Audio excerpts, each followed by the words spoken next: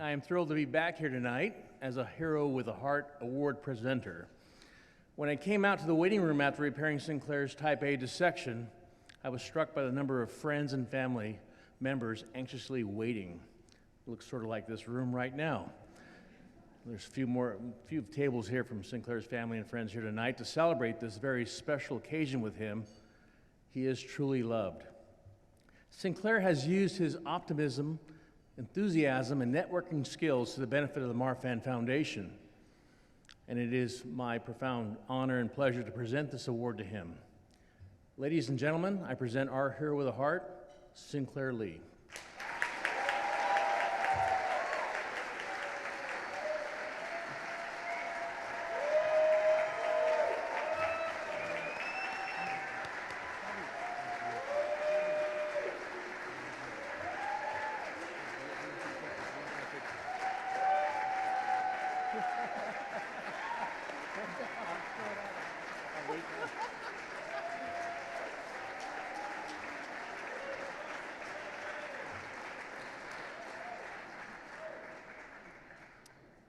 Dr. Deanda, I thought you said I'm not supposed to lift weights anymore.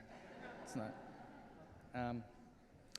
So it's nice to see that Cipriani can no longer hold this event. We've had it across the street for years. I'm hearing that next year we're going to be able to get tickets on StubHub for this event, so just make sure you download the app. Thanks to Dr. Deanda. I think he probably has the most to say about me being here tonight.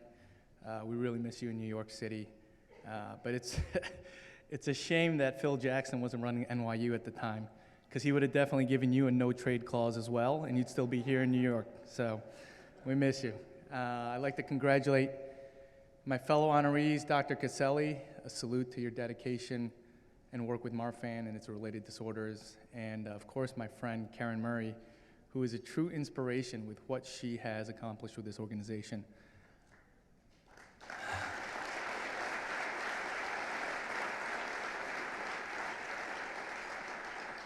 I think anyone familiar with this foundation knows a night such as this, with almost 600 people here, would not be possible without her work over the last 2 decades. So thank you to the Marfan Foundation for this incredible honor. Although I question your criteria for honorees somewhat this year.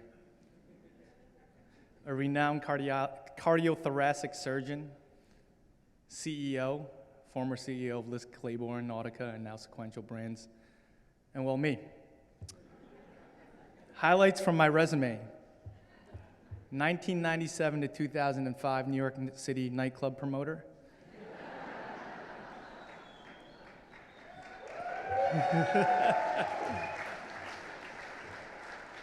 Two fantasy football championships over the last 10 years. And I've had the same haircut for the last 20 years. This is true.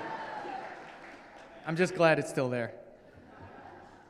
So I'm incredibly lucky and even more grateful to have my family here tonight. My mom, who is now a grandmother to 4, my wife, my brother, in-laws, my grandmother-in-law, who came from Florida, but she likes to be known as a great-grandmother.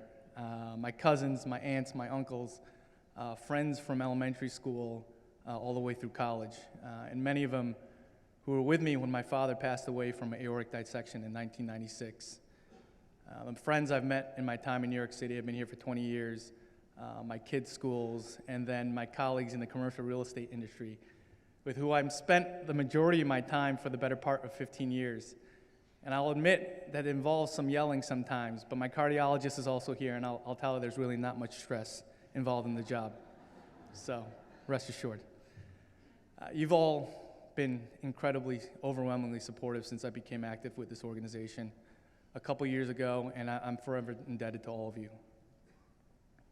It's amazing to think it's been over 5 years since many of you camped out for over a month, and that's not an exaggeration. I went in on October 13th, and I left day before Thanksgiving, and you camped down at NYU Hospital.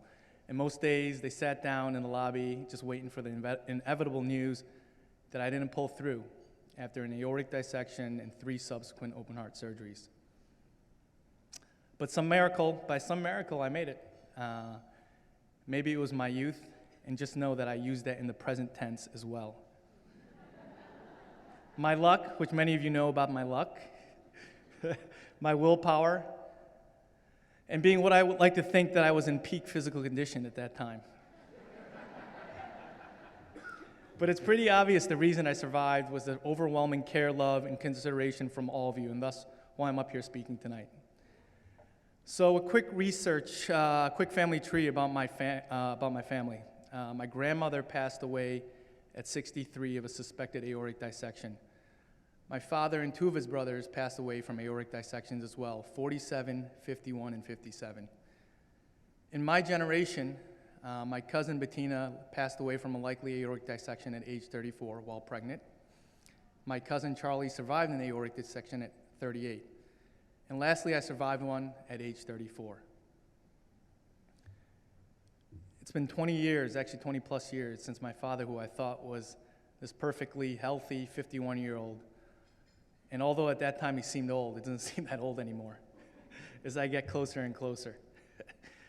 He was smart, tall, handsome, head full of black hair, in good shape, great jump shot. And, he was the guy that everybody wanted to be friends with. And one afternoon, while doing some yard work, he felt some pain and was immediately admitted for surgery to repair an aortic dissection. He never made it out. I never got to say goodbye. And that's how fatal this disease can be. I consider myself to be half glass full. I'm pretty positive, but it's tough not to think about what he's missed in that time. College graduation, my wedding, his grandkids, and most importantly, being able to stop worrying about my brother and my future and enjoy life. It was our time to take care of him. So a little story, both my parents immigrated here from Taiwan, and not unlike other cultures, there is no bigger joy or success in life than being able to take care of your parents. Something I still get to do with my mom, and as I'm lucky enough to have her close by. My dad was such a big basketball fan that he chose his graduate school, West Virginia, on the basis that it was good enough for Jerry West. It was where he would like to continue his studies in a foreign country. And that's actually a true story, and I got to tell him that at the Big East tournament a couple of years back, when the Big East was still around. I often think about what it would be like to simply attend a ball game with him. And with what seemed like good timing, he moved to New York in 1969, which happened to be the year that, for those who were alive at that point, the Mets, the Jets, and the Knicks won world championships.